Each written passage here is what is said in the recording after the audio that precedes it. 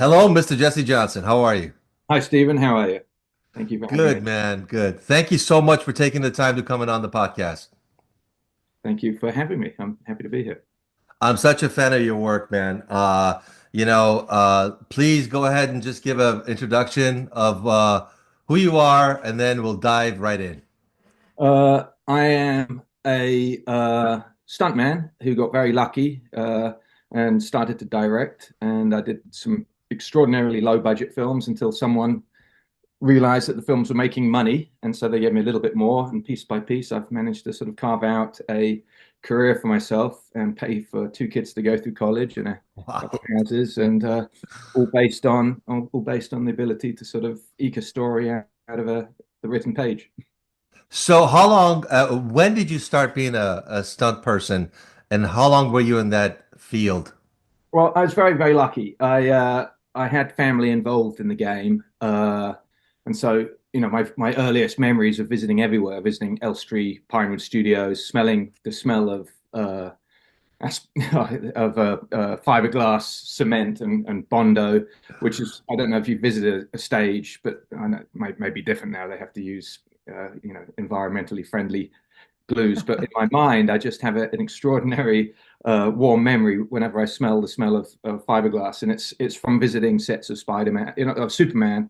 Uh, What year well, are we talking about? What year are we talking about? that would have been 79, I think 78, 79, something like that, when they were doing Wow, man. shot. So the original Superman. Yeah, I was a child. I was visiting my uncle, who was the stunt double for Christopher Reeve on that one. He wasn't the stunt coordinator; he was doubling Chris for the first two movies, which they shot back to back. They had different directors. It was an enormous shoot by English standards, and so I went and visited, and the seeds were sown. I was tiny little kid at the time, and then would visit and visit and visit and visit, and it became de facto that I was going to move into that as well, because I didn't have very good academic grades and things like that. So they're like, oh, we'll go into the family business, and that's okay. And so I left school at 14 and a half, 15, which you're allowed to do if you have a career waiting for you, or you were allowed to do at that point. I'm sure it's different now. They're Oh, more wow. children.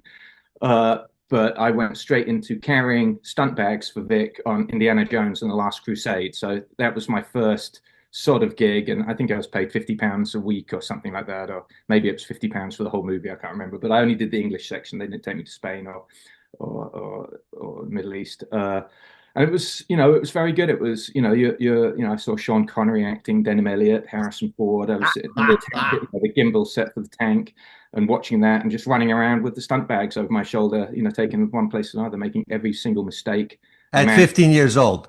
14 on that one. Yeah, yeah. Wow. And then came a sort of period where someone in my family, a stepfather, he's an okay guy, and he meant the best, but he said, you should really think about getting a proper job. This sort of fantasy. So for 2 years, respecting him, I took every imaginable job you can think of. In England, they have the job center. I don't think they have an equivalent in America, but you go down to the job center, and stuck with little pins on the wall were various jobs. And so my friends and I would look for the one that paid the most per hour, which were all dangerous jobs. Going up in cranes, and hanging from the ceiling of warehouses in a harness belt, all completely out of the realms of health and safety or OSHA or anything like that. And we'd go out and we'd do these jobs, and you're working alongside illegal Irish immigrants, and immigrants from Wow. other countries that are coming to England for the dream of, and we're there digging ditches or whatever it was that week provided. And I did that for about 2 years and realized that a normal job is an absolute myth. It's a fallacy. You're just as likely to get fired, just as likely to lose it. There's no assurances. And beyond all of that, it's extraordinarily boring. And I just saw myself in 10 years' time, literally not really having moved much from that. So I decided that a normal job was not necessarily the best idea, and went back to movies. And I called Vic, and at the time he was doing Total Recall in Mexico City, and said, "Look, if I was a martial artist and a motorcyclist and mountain climber and did all that sort of stuff, and you know, Now you're 16, 17. this was 17 on that one. I was already 17, so I called him and I went and worked on Total Recall in Mexico City, and I think that was the first time I'd taken a stuntman check. And at 17, it's a really bad idea, by the way, to let a 17-year-old loose in Mexico City with per diem.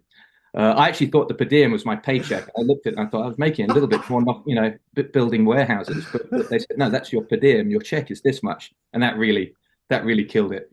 That's Uh, awesome. yeah, it was the tail end of people being truly badly behaved on set. So I'm amazed I sort of, didn't get led too far astray. I think I was too naive to even know what was going on, and just obsessed with the work. And the fact that you could make a science, and I understood it a little better at that age than I did much younger, where it was all just a fantasy. But at 17, you're starting to calibrate in your mind. As boys, we've still got a long way to go before our brains are fully mature.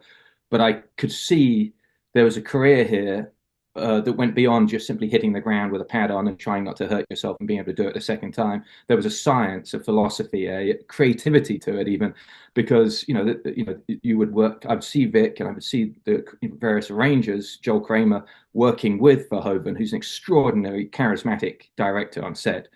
That was a blessing that stuck with me to this day. But watching these guys create a action sequence, I realized was like painting, like drawing. My mother was a painter and was a creator, and so I recognized that this is an amazingly creative process. It's far from being mechanical, or the area of thugs and heavies, which is what my mother always said, because her view of stuntmen was all cauliflower ears and broken noses. Uh, but it was something beautiful, and it was a poetry involved in it, and I fell in love with it at that point. And to be honest, if my if things hadn't changed, I think being a stunt coordinator and a stunt arranger for your entire life is an honorable and a wonderful and a fantastic career to have. There's a lot of pressure on them now to become first unit directors to do this, but the truth is, you probably as responsible for pure creativity as a stunt arranger as you are for a director on a film where you've got multiple producers now and showrunners, and the actors have an enormous say in it, whereas they sort of let you alone when you're off doing the action, and you come up with something to get them from the truck to the house, and you'd come up with something. It's really fun. You'd go home and sleep at night and come in the next day and rehearse it, and it's really a wonderful way to make a living. And looking back, what I saw at the time was being constrained to that, I realize now was the most incredible gift to me as a director. Uh, Wow. it really is a fantastic, and I'm not surprised at all that we have this massive sort of resurgence now of stuntmen and well, specifically stunt arrangers and second unit directors transitioning into first unit directors. It's a no-brainer. It makes complete sense. How many years were you a stunt person? Uh, So I did a lot of other jobs as well, winging around. But I think I really put my nose to the grindstone around '93 with Starship Troopers, all the way through to the last couple of years ago I did a Wow. as a stunt coordinator, and it was fun to go back after having directed. I never the ego, you just put it in your stunt bag and it's put it aside, and you're there to facilitate the director's vision. And as you get older and more mature, that becomes a lot easier to bounce backwards and forwards. I have a very dear friend, JJ Perry, who's directed three enormously successful, or two of them are enormously successful, and one of them is going to be successful first units. And he goes back and forward between second unit and first unit, and it makes complete sense. It's a chance to hone your craft and to not have to bear the entire burden of responsibility for the success of the movie on your shoulders, and just focus on the action. And then you can go back and you can do your first units. It makes a lot of sense. What year and what movie did you jump into doing some directing? How did that happen? Uh, it's so, as you know, you when you're starting out, it's not successful. You don't make any money at all. So I was going backwards and forwards for a long time. It was a very blurred line between stunting and directing, but it would have started around '96.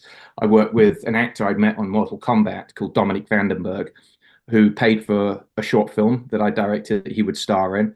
And then he said, "Why don't I pay for a feature that I'll star in?" I said, "Hell yeah, let's do it." So he did it. It won a lot of festivals, and we got it sold I think 3 times, and we ended up changing the title, Wow. taking it to another distributor 2 years later when it had run out on that, and re-editing it a little bit. So we made our money eventually, but it was very, very slow going. In the meantime, bills had to be paid, so I continued hitting the ground and taking hits and getting blown up and doing a little bit of arranging. Uh, I think the first gig that really hit pay dirt was a film I did called Pit Fighter, which I chose to put Dominic in the lead because he had helped me so much with the early career, but probably it wasn't the smartest move looking back on it because we had a lot of Mm. name actors that were being offered. But that was the first film that I got paid to direct, and that would have been somewhere around, I think, 05, something like that. Wow. And it was at the tail end of DVDs and VHSs, and it sold to Fox and did very very well for them. Were you in the And it's UK at the time, or were you in the I was here. States? I came here in '91. I tried very hard in England, but at the time it was pre-Snatch, so there was no burgeoning underground gangster film industry, which Snatch, but Lock, Stock, and Two Smoking Barrels basically created, and is still going strong to this day. When I left England, it was very much uh, the English drawing room of Victorian movie, sort of posh upper crust fellows, Hugh Mm. Grant. I don't watch those movies. I've watched them now. I enjoyed them, but at the time, I didn't watch them. You Yeah. can't pretend to make films about something you don't know about. Merchant Ivory, and they're beautiful movies, beautifully written. Evelyn Moore and these kind of people, Room with a View, but they were not what I was. I was something Mm. else. I was a rebellious barbarian who liked blood hits and Sam Peckinpah and Howard Hawks and John Ford, and I didn't really understand the industry that was in England. And I tried to work with some of those producers. They thought I was some kind of a barbarian ingrate. But also they were very wealthy. So, we'd develop a script for a month and they'd vanish. And I said, where are you? We're supposed to be getting this film. Oh, we're skiing in Mont Blanc, and we'll be back in 3 weeks. And I just couldn't adapt to that. I knew I needed to be around people that were as hungry as I was. And so I Mm. took a PA job in the US in '91 on a Dolph Lundgren film called Army of One. And I just That's remember amazing. driving in my car going, yes, I found my people. And it was the whole, as you know, on a movie set in Los Angeles, you have very few people from LA. You have people from Israel, you have people from South America, you have people from Switzerland, and everyone has trekked there, left their families behind. They're all in their 20s, like I was, and just hungry to. And every conversation was about directors, actors, writers, producers, contemporary, old ones, silent films, what's coming next, who's on the cutting edge. And finally, it found like I found people that were speaking my language. It was wonderful, very bohemian. No one had any money. We're all sleeping on each other's couches and borrowing cars and hustling. And when you're hustling with a bunch of people who are also broke or pretending Yeah. to be wealthy, but actually broke, there's an amazing freedom to that, because you're all in the Yeah. same boat, and we've all done very well. Ron Bergman, who was the location scout, produces all of Ryan Johnson's films, and Star Wars, Glass Onion. Simon Emanuel, who was my PA, is now producing Batman. He produced the last Indiana Jones movies. He's working, very, very height of production, and all of us have done extraordinarily well. And it's amazing. This one era. Now I'm familiar with it because it's my age group and I was there. But watching everyone succeed is absolutely astounding. And for a little while there, I was ahead of the gang, and then suddenly they just ellipsed me completely. And it was but that's wonderful. That's great. So you guys had obviously a community Yeah, well, yeah, together. absolutely, absolutely. And I don't think that exists anymore. We were talking about No. the Los Angeles that I came to, that probably was the tail end of that beautiful kind of weird, hectic bohemian lifestyle has vanished. If you want to make movies now independently, you're not going to do it in LA because you don't want to spend 4 grand a month on rent. You're going to go to one of the southern states or your home state, wherever your parents are, and you're going to try and do it there. It makes more sense, and then you'll host your film on YouTube. You'll take every meeting on a Zoom, and you actually don't need to be in Los Angeles. The only people that are here are real estate, plastic surgeons, lawyers, and agents. It's So you a think Technology probably had a voice in that as far as people not. 100%, yeah. Technology, there was a period in the, in the 15s, 2015s, where you're starting to take meetings and you're realizing none of the producers are actually in LA. And the producers are the guys you got to watch because they're savvy with money, but none of them are in LA. They're all calling in on Zoom or whatever it was at the time. And COVID absolutely put a nail in the coffin. As far as I was concerned, no one of any intellect financially was staying in Los Angeles. It made no sense. You could have a three-bedroom house for the same price, with a huge yard and swimming pool in almost any other state. You're having a ranch house, two-bedroom here in the Deep Valley, Yeah, and I yeah. think it's just economics. If there was a burgeoning indie, filmmaking community of bohemians who are desperately trying to make movies, and you're in a coffee shop and every single person in there is writing a script or talking, that would be different. But that has gone a long time ago. That no longer exists. There's as few people in coffee shops who actually work in movies here as there are in any That's other city. amazing, man. Yeah. If you came to America and there was no such community, meaning say a guy like yourself now in his 20s shows up to Los Angeles. I mean, can you even compare the experiences? Is that even possible? No, I don't think so. Now, it's not all doom and gloom because I've directed two films in southern Georgia, and there's an amazing indie community there. Mm, So, yeah. when we're looking, we're looking to move, and I've just basically put a circle 1.5 hours outside of Atlanta. And I said, if we go there, because I need an indie group of filmmakers, and the guys I've got here in LA are in their 50s now. They're the union members. They're no, I mean, they're fantastic, but they're not a group of Yeah. indie filmmakers who are hungry and guys shooting and doing his own Steadicam, which is what I like. And that we can find there. Young, hungry people who are excited about making movies. They talk, they live, breathe, celluloid. And, there's an excitement when they hear that the Brutalist was shot on VistaVision. Suddenly people are excited. You mentioned that to anyone in LA that goes just over their head, and Yeah. I'm not saying it's about technical, but even the artistry, even the interest, that everyone here is just trying to compete with what came last year, what was the last hit. Whereas what you want to do is position yourself amongst the thinkers who are thinking about what's coming, not in a year, but in 10 years.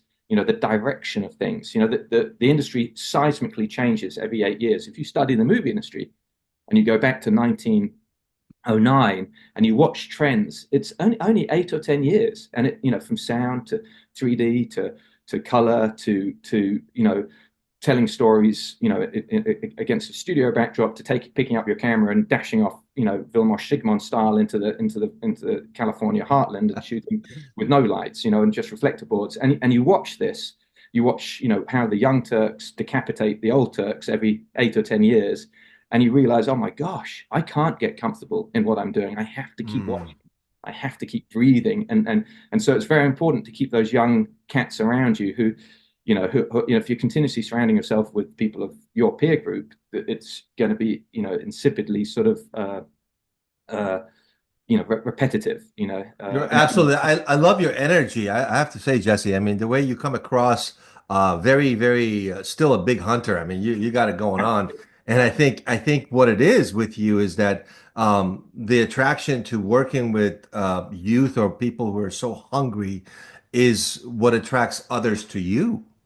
I mean, that's one way that I found you. I'm like, oh, this guy's pretty cool. So it's a matter of, I think when you were talking about, competitiveness in Los Angeles, but there is an edge a guy like yourself has, and the edge is the experience that you've had of accumulated all these years. Because most of these creators that are on YouTube or TikTok or whatever, they don't even have the capacity, I'll be honest with you, to even think past tomorrow or the day after. They're looking for gimmicks on their video to make it, cool, and then the fat is gone, and then what? yeah, it's tricky. I watch a lot of them. I tell a lie. I get them sent to me now.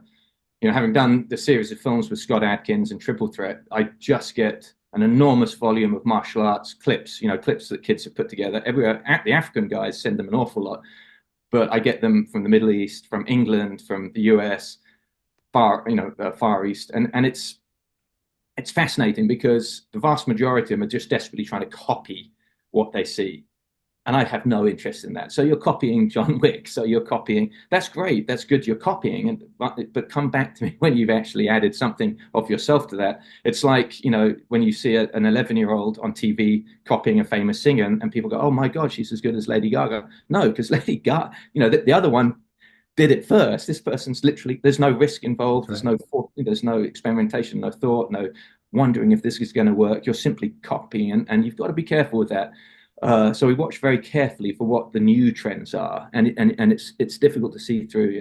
But yeah, you're right. A lot of the kids are shooting this. Everything's with a 17 mm lens because that's what's on an iPhone. And you're like, dude, we've just spent 100 years developing different lenses. More than that, I'm so sorry. Even more than that, if including, uh, pinhole obscuras, you're going back 200, 300 years. It's like we've spent this time developing different lenses to tell the story, and you're thinking you're reinventing, cinema because now you're shooting it all from your iPhone in a 17 mm, and it's not the same.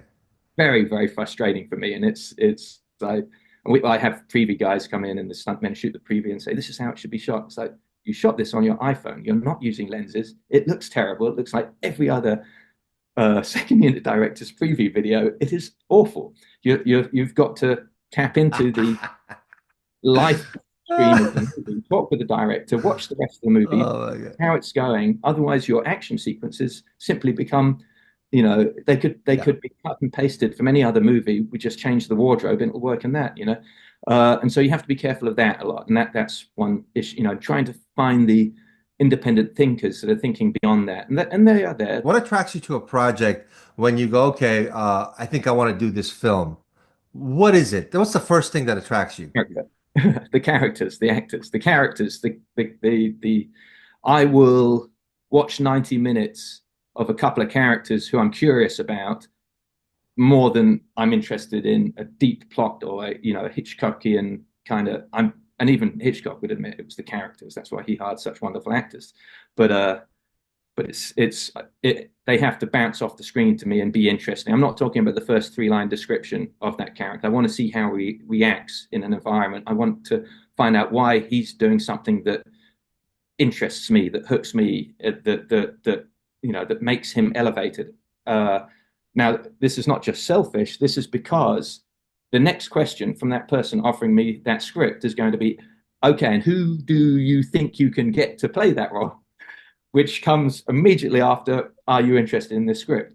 So I take this script and I look for the characters, like, who am I going to be able to sell this to? What do they do that makes them interesting, that makes that character jump off the page in a way that is provocative, dangerous, unpredictable, rich, realistic, but realistic in that. And when I say realistic, I mean that wonderful quote by Scorsese that says, if your characters are continuously doing the obvious, if they're continuously doing what you predict they're going to do, they're no longer interesting. There's got to be something there that sets this person, whether it's a woman or a guy or a child, or a dog if it's a dog, what sets them apart to make them interesting, that I'm going to be interested in holding his hand or her hand and hanging with them for 90 minutes with my mouth open on the edge of my seat, wondering what's going to come next.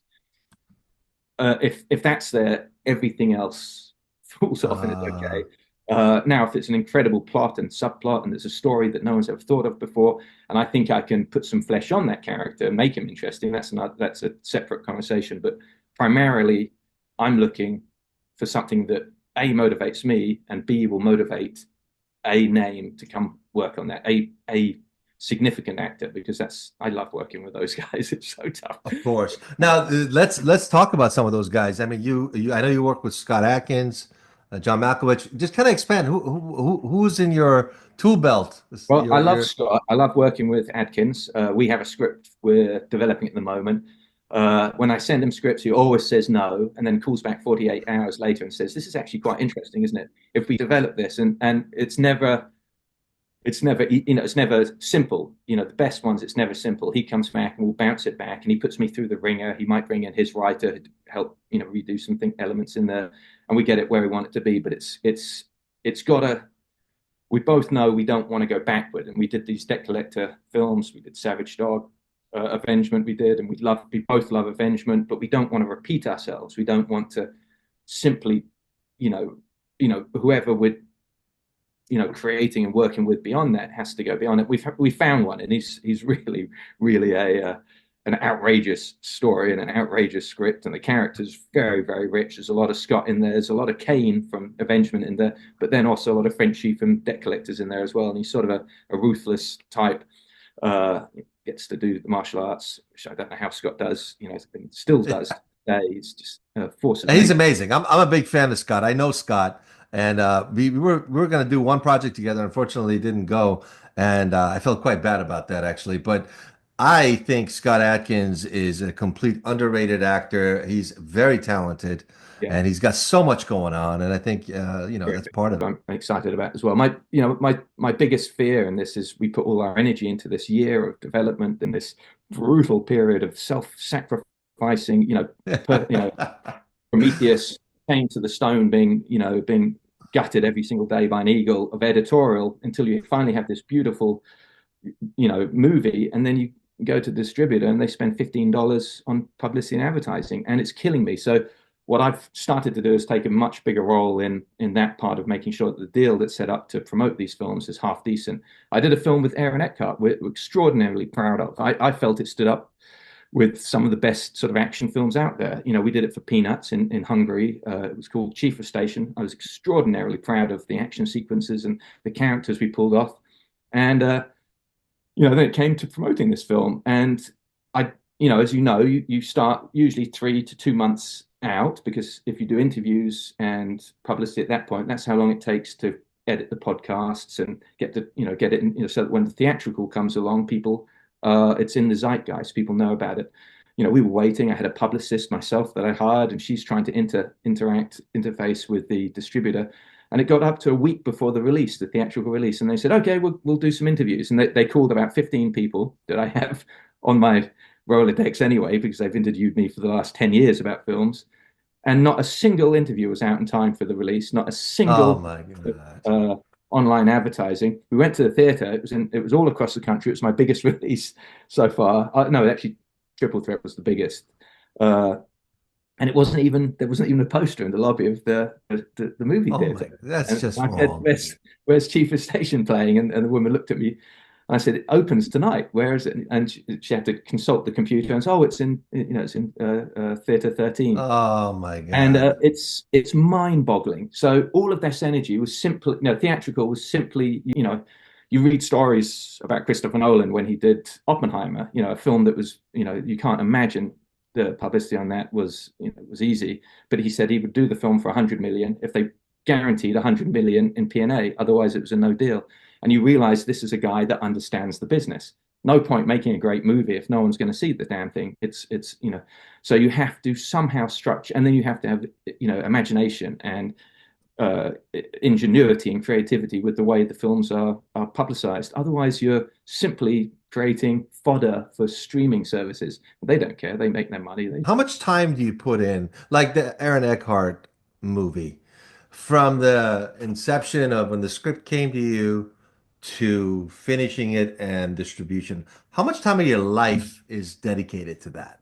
Over a year, man, every time. But it's not dedicated 100%. I'll be developing other scripts. In some cases, I'll be doing the final touches of an editorial while I'm developing another script. There's overlap. I have I'm working on 4 scripts, and it's a joke because you have to cordon off an hour, a clean hour to one script, and you have to put your mind into where that is. That hour finishes, ping, you go have a cup of tea, and you go into an hour on the next script. And there is no other way to do it because they start to blend. I had one problem in the edit room one time when I said, what's happened to Frank? Where's Frank at this point? And everyone turned around and looked at me. And I went, "He's not in this movie, is he?" And they're like, "No." Like, good. That was a test for the rest of you. Okay, moving on.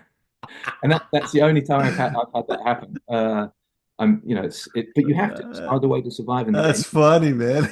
Well, it takes so much time to put your mindset to even start something.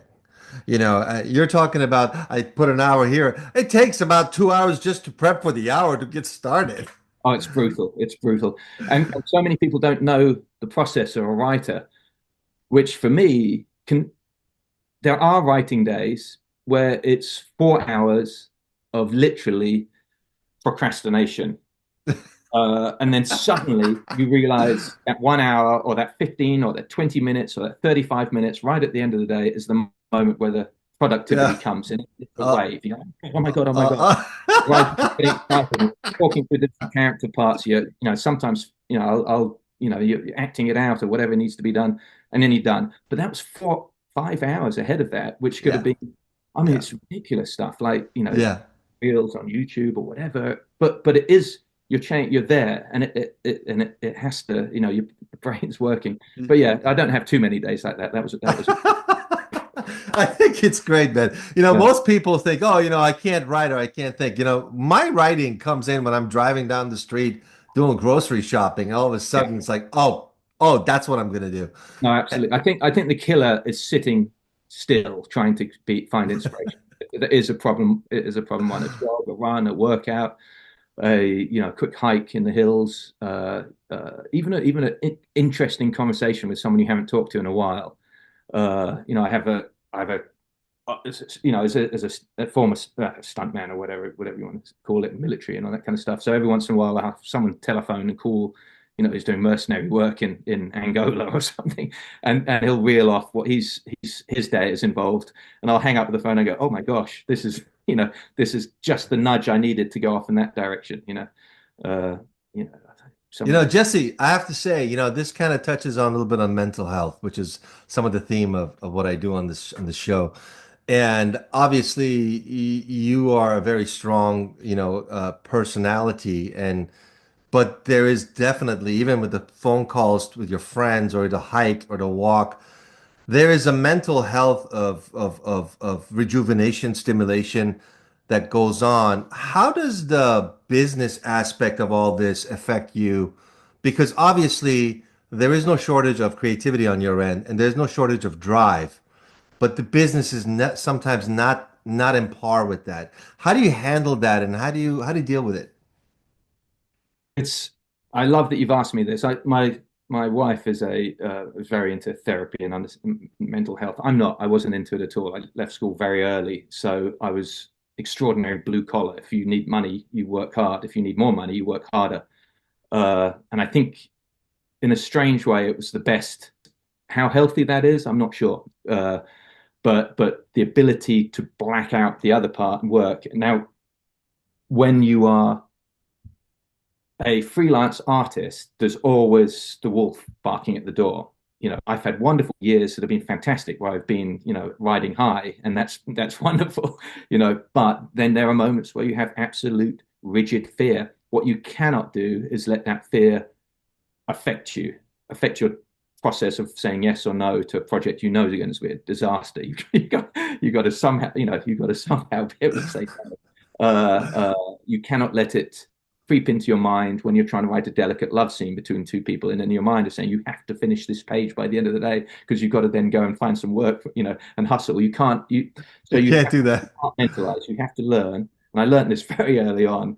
Of it's almost like a great big monastery door, and you put a lock. It squeaks as it closes, and you put a big padlock on it, which echoes, around the whole chamber. And now you are in that script in front of you, and you cannot let things go, the noise, the static, sound that goes on that panics you, wakes you up at 3 o'clock in the morning.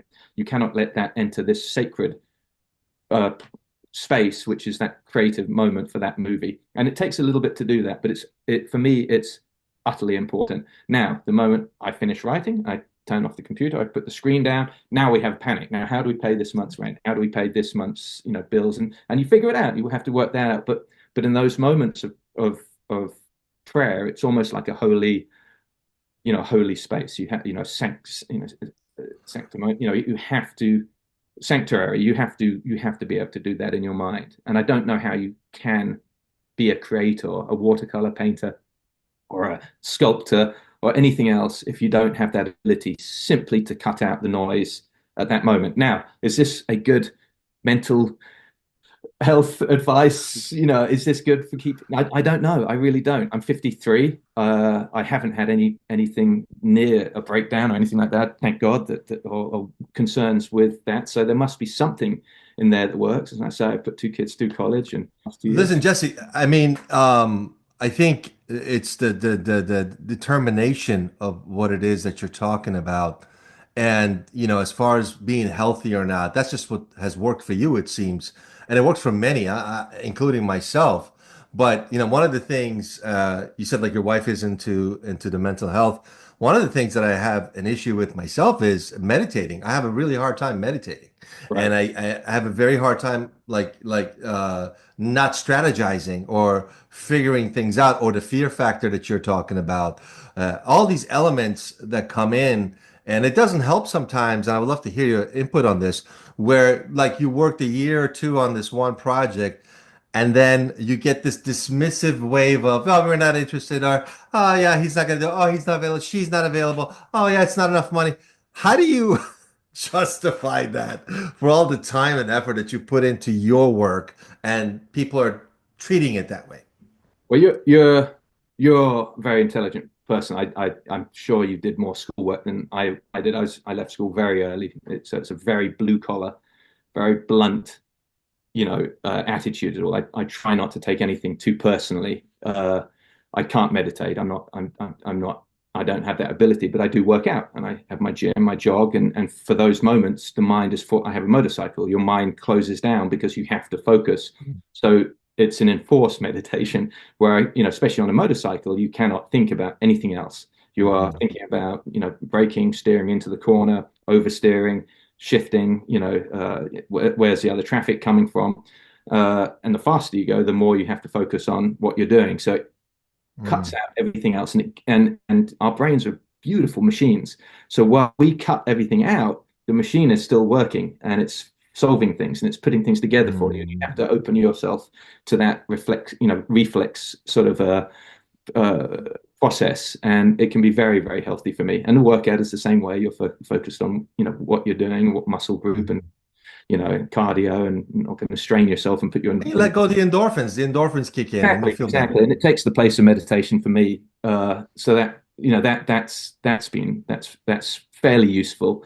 I don't know how useful, but yes, the disappointment that comes with the business is palpable. It's definable. But as I say, I try to approach it from, if I were a laborer on a building, and I work really hard on these beautiful, archways, and then midway through the production, the owner of the house runs out of money, and it's not personal and it sucks, but it's like, we're going to have to brush ourselves down. It's not the end of the world, it's not personal, and you get on with the next one. And I have had that, we all have had that, Stephen. I'm sure you have. You've developed a script, you've been in love with that script, you even might have got a little bit of production, financing for it, which is the most awful thing, because then you're confident you're going to get the rest of it. And of course, it doesn't always work that way, and that falls away. I've got passion projects in, on the dry board, 6 or 8 of them, that I want to make them so badly, and they've had traction, they've had actors attached, they've had some money, but you have to know for your own self-preservation at what point you just put it on ice and step away, because the Mm, emotional scarring from staying with that too long. I've seen people lose their homes, families, every penny they've got, because they thought that the sheer willpower they could force out. I had one friend, a producer, a lovely guy, very energetic, but he had one script that he was sure, and for 11 years, this was everything that drove him. And he had a director, a big name director attached. It never got made, and it destroyed him slowly, emotionally and psychologically. So you have to know at what point. We all read. The trouble is, we read stories of Scorsese took 11 years to get Gangs of New York made. Attenborough took 14 years to get Gandhi made, but they were working along the way. They were working on other projects. Yes, they spent that time trying to get that project made, but they had a very full slate in the meantime. They made they were able to spin multiple plates at the same time, give them their focus. So it's very, very important. And for me, okay, that one's dead, unfortunately. We can't make it anymore. The kid that was going to play the kid is now 21 years old. He doesn't look like a kid anymore. We have to move into the next one. And you do it. And every once in a while, I'll be really mercenary. I'll go back and steal a scene from that script and throw it into that. And That's that I was awesome. particularly in love with. And you hate to do that because, sod's law. That one will eventually get financed, and then you've got to go, oh my God, I've stolen all the best. It's all turned up in other movies. But you just you have to know when to step away. What's this beautiful line about playing cards? Know when to hold them, know when to fold them. And I've made mistakes. Last year was a wash because I believed the producer who said there's a film coming. There's a film coming. He'd made an offer. We had offers in place, actual cash offers to the actors. So from summer through to December the 15th, which is when the final shoot date, I kept my schedule open for him. And then, and December the 15th, finally, my wife is like, it's not going to get made, right? And so it's not, you're right. And at that point, you try and move on, and you do, but you look back over the last 6 months and you realize, oh God, I got Yeah. hoodwinked. Yeah, yeah, and you know what's funny about it's not funny in any means, but what's interesting is that as you're talking, I'm getting to know you better, which is fantastic. Um, I see this young kid in you. I really do. I see this individual that is still so much zest at your age, and you're still in love with film. I mean, it's so obvious you're in love with film. I mean, Very much so. I still feel like a kid, so you don't you definitely act like it in the I sense said of it. how you believe in what you want, Yeah. right? I think you have to. And it has to be real. But if you don't, and you're attempting to get, on a very blunt note, to get people to invest millions of dollars in you, and you're not enthusiastic about what you're doing, you're going to have a hard time of it. If you're going to try and get actors enthusiastic about what you're doing, and you share no joy or passion for the project, you're going to have a hard time. If you're going to try and get a crew of laborers excited and motivated, because trust me, man, they don't just turn up and go to work. You have to get them interested in what they're doing. And each one of them, if they are interested, from the grip through to the sound guy, they have the ability to give you a sentence of inspiration that will change the look of that movie if you open yourself to it. Now, I'm not talking about a Chinese parliament of everyone throwing ideas backwards and forwards and the sound guy telling the cameraman where to put the camera. I'm talking about a very respectful exchange of creativity where someone will come aside and say, if you actually didn't do that, you see that part of the set there that falls apart, it's really cool, Jess. And you're like, oh shit, I didn't notice that. If you allow for that kind of a interchange because of your passion, which has now spread to them, it's palpable, and you realize it's probably extraordinarily difficult to make a decent special movie if the director is not passionate about that story Oh, and oh, bring it to life. And I don't know how they do it. And I've known a few that do. You and I both have worked with them. They seem to go from one to another, and I don't know if they even read the scripts. And it's like because they're producing them at such a low dollar rate that I guess there are distributors that feel that that's an advantage. But I watch them, and I don't have any ridicule or any you know bad feeling towards them. I find it just interesting because it's really hard work. it's It's not it's passionate about it. Getting up at it's 4 a morning, going 13-hour days if you take into account the driving and the OT and then clearing up and going to bed at night, and you're like, I don't know how you would do this if you were not no, passionate about it. It no. demands too much of you physically and mentally. I think the film industry has a knack, and I did a video on this. I was really inspired to get on and just talk about the film industry. The film industry has a knack to isolate people, even the top tier. I used some of the actors who just won the Golden Globes. They're on stage saying, "I never thought I'd be here again." It's like, dude, you won an Oscar like 10 years ago. Like you thought you'd never be here again. It's like it isolates people, and I think it's one of those things where it fucks with your head. Like directors, even the limitations in communication, right? You got limitations you don't know a person. You try to meet with a person, and as you said, back in the 90s or early 2000s, that was a lot easier. Now you don't really know them. You maybe get a Zoom if you're lucky. They don't really want to talk to you, or there's so many things popping up everywhere. So you don't get to understand who this person actually is. You're just looking at their credits, right? And Yeah. then you go, okay, well, this is interesting. How can I maneuver blindly? Because that's what it is. You're going through a canyon with Totally. your eyes closed. Totally. It's a, the ability to zoom internationally and bi-coastally is wonderful. It's tremendous. There's an incredible connectivity to it, but it's not what we do.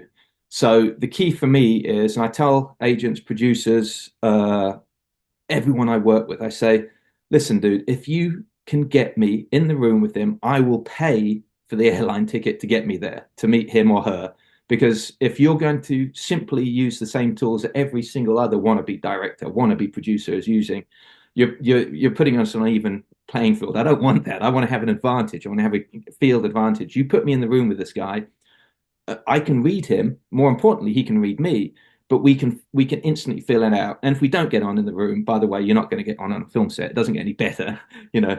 But if I can get on with him in the room, we can get a really quick idea. The fact that I'm willing to pay for the trip to fly out there and sit in a coffee shop near to him, he doesn't have to worry about it. He'll come down for an hour, have a coffee, and he's gone. Uh, all of these things is it's what I say every single time, and it's worked extraordinarily well in my favor. Human connection. Yeah, you have to do it because we'll be on set with them for weeks in a very very intimate environment. They want to know who it is they're dealing with. You can't tell a lot from a Zoom, really. Not because actors are an interesting breed that they won't verbalize their complaints or their problems. They used to say in the old days, if the actor's complaining about his shoes, it means he has a problem with the dialogue. Meaning he'll come up with every other reason, or she will come up with every other reason why this scene isn't working, other than the fact that they Interesting. can't get their head around the lines because they're awkward. And so, because the lines are awkward, they can't learn them. They know they haven't learned them. They don't want to do that scene. So the complaint will be about the shoes or the wardrobe or the set or the camera, because for them to have to admit they can't, you know, do it is not something that they want to do, and it's not their place to do it. It's your place as a director to realize, let's talk about the scene, shall we? And then and at that moment, they floodgate open, and you've got it. Okay, so it's that one line where you say that you don't like going bald. Let's lose that, and then suddenly they can learn the line. It's an amazing thing. And so it's our job to be able to do that and to read their nuances. And if they meet you in a coffee shop or a restaurant or going for a hike or whatever, they now can see that you're someone that has that kind of empathy and is going to look after them. They're going to be able to take that risk with you. Trust. Yeah, because you're reading between the lines and they're able to say something and you're able to say, oh yeah, no, I get that completely. Can you do that on a Zoom? Bloody difficult. Yes. Really difficult. Oh, yes. Really Yes. difficult. I've had multiple Zooms with big name actors, and they all put on the same, defensive shield, and as they should, by the way. You want to be close. You want to be in the room if possible. When you're directing, you don't want to be in a tent. You don't want to be at the monitors somewhere else. Sit next to the fucking camera. Be the audience to them, and they will look at you, and they will start doing it on the second or third take when they realize that you're involved with watching them as an audience. There may not be a big conversation. They may not want to hear anything from you. In fact, most of the time, they don't want to hear a fucking thing from you. But they will look at you, and they'll know from a nod or a little hands up or a smile that somebody on their set is as concerned as they are, and that's all they want, man. The moment you Wow. remotely do it, or you're off on your phone, or you've accidentally been distracted by that over there, or you've lost them, unless they're absolute automatons. There's a few of those as well that really don't need anyone else. They're doing it themselves. But the best ones are looking for someone there. And if it's not you, they'll end up doing it with, the supervisor, script supervisor, or whomever. And they want to know that you're going to be there for them, and they can tell that in a face to face a lot better than they can in a Zoom. So I would say that if at all possible, if you're trying to get that person, try and do it in person, man. Try and somehow get that connection. And it's tricky because a lot of them are obviously guarded against that because they know the moment they meet you, they're going to want to do the film. So they purposely are not, making themselves available. So but that's your challenge as the filmmaker to figure out mid, Go mid. around it. Yeah. Jesse, this whole thing that you're talking about, which is fascinating and it's so educational for people who are in the business and outside the business. You ask yourself, not you, but generally we ask ourselves, I ask myself, all these things that we're talking about right here, right? Everything that we're talking about, why are we doing this? Why is this so important to get this film made, to work with this actor, to XYZ, whatever it is, And I go and I think about it and I go, what is it? And everyone I'm sure has their own thing. What is it for you?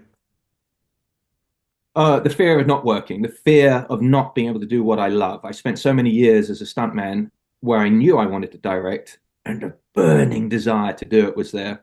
That the moment it was given to me, I didn't want to lose that, which means that they become important because you don't want to feel that feeling again.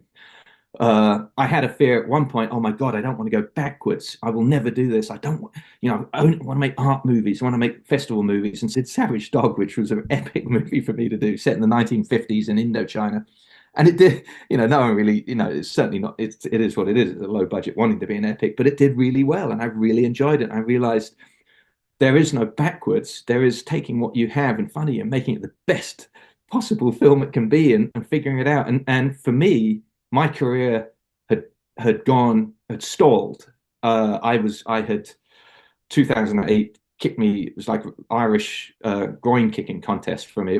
Project popping away. As I say, I had one that had paid 45,000 for a script, which was quite a lot for me at the time. And I was expecting it to go, and it was Russian finances, and they vanished, and people were assassinated somewhere, and the whole thing just Oh fell apart. my God. Sitting there realizing I've got enormous overhead at that point, as we are foolish when we're younger, and because I thought all these projects were coming in. So I had to go get my stunt bag and go back to being a stuntman. I had to borrow it back because I'd given it away. And I think uh, uh, uh, it was Thor with Kenneth Branagh, Lincoln with Spielberg, and The Master with P.T. Anderson in succession. And because I was coming back working with the coordinators, I was coordinating, while the other coordinators were off setting up scenes. So I got to work directly with those three directors intimately next to the monitor, watching what they were doing, taking it to the stunt guys. Because as you know, for your audience that doesn't perhaps know, a director can't talk directly to certain people. They have to go on a big movie. They have to go through the coordinator to talk to the stunt team, through the AD to talk to the extras. They can't talk directly, or things change within the hierarchy. And so I was working directly with P.T. Anderson, watching how he put together his set, working directly with Adam Somner and Spielberg, putting together the Battle of Stamford Ferry for Lincoln, and then working with Kenneth Branagh, one of the greatest living Shakespeare directors, watching him take notes on each of the characters' performances, not bothered about the framing or anything. And the moment we called cut, he'd run in and have different notes for Chris, Natalie, and I thought, this is unbelievable. They're going to get really bored of this. But suddenly you see this turnaround and they love him. They're waiting for their notes, Wow. And just the different ways from, the time I was like, oh God, I've come back to coordinating. But I realized looking back on it, it was the greatest thing that ever happened to me. Humbling experience, but educational, and like a postgraduate course in directing. I don't qualify anything that I directed prior to that period actually anymore. Quite like Charlie Valentine and The Butcher were okay, but the mistakes in them were the knowledge that I gained in that year and a half of going back and working with those top tier directors changed me forever.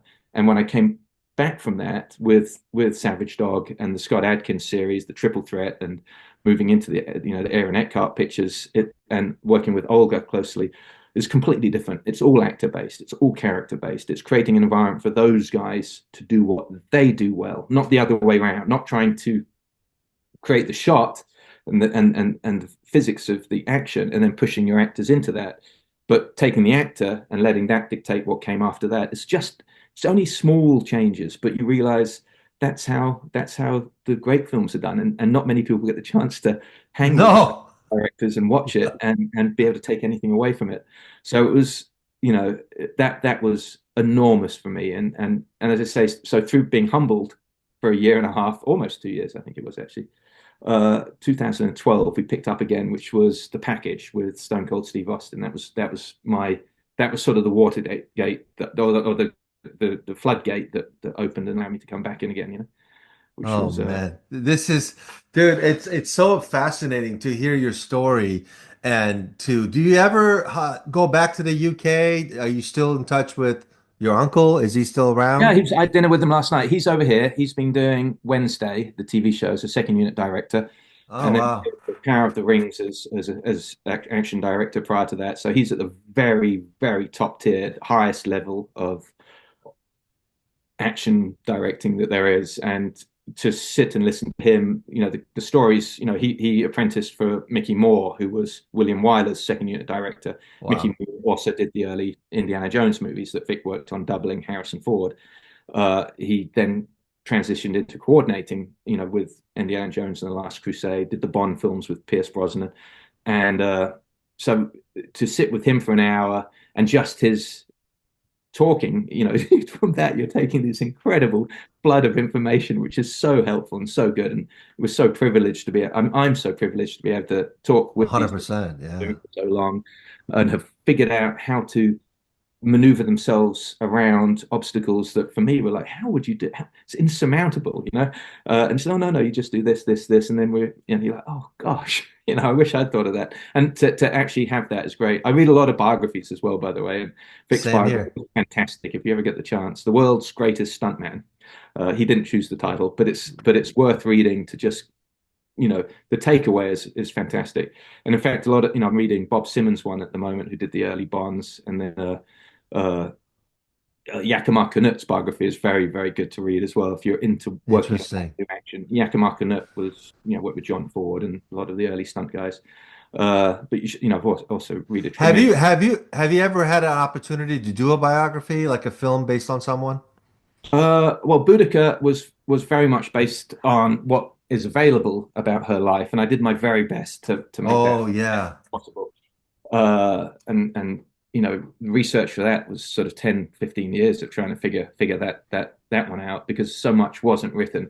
You had accounts by Roman scholars, two or three different ones, but then the more you scratched it, you found out that it wasn't 6 years afterwards, it was actually 60 years afterwards, and it was the son of the son who was writing what was being accredited to someone who was actually a first-hand a witness to the but it was interesting. That was and what was deeply moving was we got shifted from three different locations until we finally ended up at my friend's farm, and we're filming there, and he walked out one day with a box and said, oh, by the way, these are all the Roman artifacts that we found here on the farm.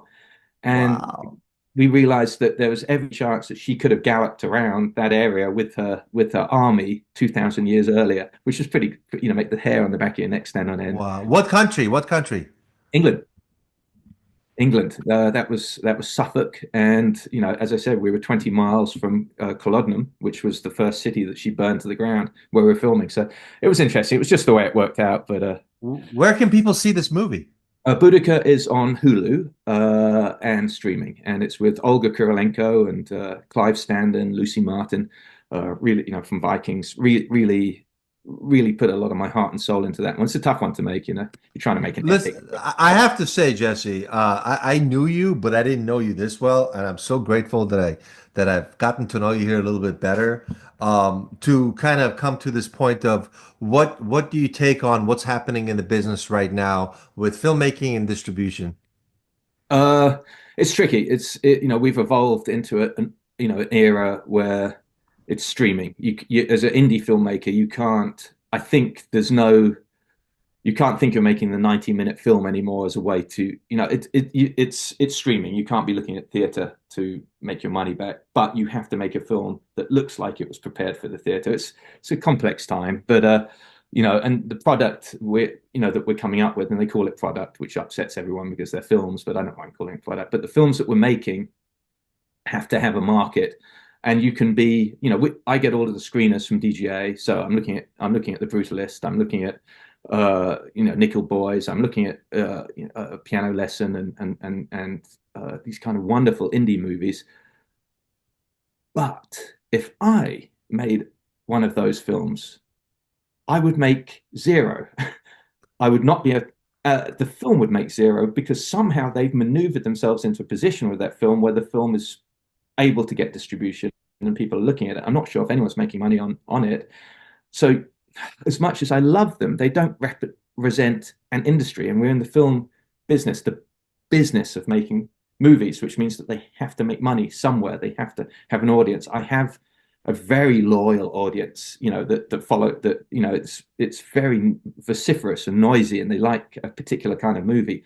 And so, I need to respect that. And so the films that I make are very careful. I want them to look like they're artistic films. I want them to feel like they're independent films. I want them to feel unique and different and not, low budget version of Wick or a low budget version of Matrix or a low budget version of, of Extraction, last month's hit movie. You can't do that. It still has to have its own voice, but it has to contain those elements that your fan base or the people that are actually paying to go see movies want to see. Otherwise, you're going to lose your shirt on it. And I have. Yeah. I made a black and white version of Romeo and Juliet set in the gangster world of LA.